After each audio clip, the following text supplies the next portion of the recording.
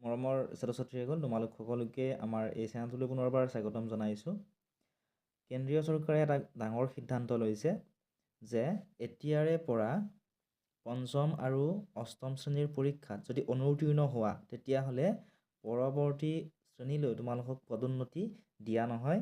এই সিদ্ধান্তটো কেন্দ্ৰীয় শিক্ষা মন্ত্ৰালয়ে গ্ৰহণ কৰিছে আৰু আগতে যি আছিলে ন' ডিটেনশ্যন পলিচি এইটো বিলুপ্ত কৰা হৈছে।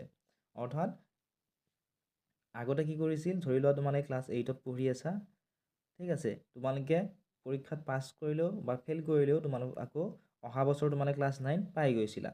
বা ধৰি লোৱা তোমালোকে ক্লাছ 5ত বৰ্তমান পঢ়ি আছা, ঠিক আছে, ক্লাছ 5ৰ তোমালোকে পৰীক্ষা দিলা, তোমালোকৰ পৰীক্ষাত যিটো মিনিমাম নাম্বাৰ যিটো পাব লাগে সেইটো তোমালোকে পোৱা নাই, গতিকে তোমালোকৰ ক্লাছ 6 তোমালোকে কিন্তু এইবাৰ নোপোৱা। অৰ্থাৎ তোমালোকে ক্লাছ 5ত পাছ কৰিব লাগিব, ঠিক আছে, তেতিয়াহে তোমালোকে ক্লাছ 6 পাবা। এতিয়া বহুতো ছাত্ৰ ছাত্ৰীয়ে ক'ব যে আমি ক্লাছ 5ৰ পৰীক্ষা দিহে ক্লাছ 6 পাইছোঁ।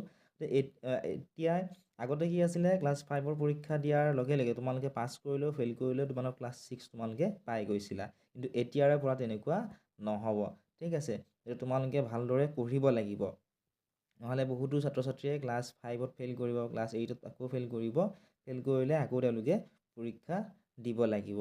গতিকে ইয়াতেও চোৱা ধুনীয়াকৈ লিখা আছে, তোমালোকে নিউজতো ধুনীয়াকৈ চাব পাৰিবা আজিৰ নিউজত যে কেন্দ্ৰীয় শিক্ষা মন্ত্ৰালয়ৰ ডাঙৰ সিদ্ধান্ত বিলুপ্ত কৰিলে ন' ডিটেনশ্যন পলিচি, ঠিক আছে।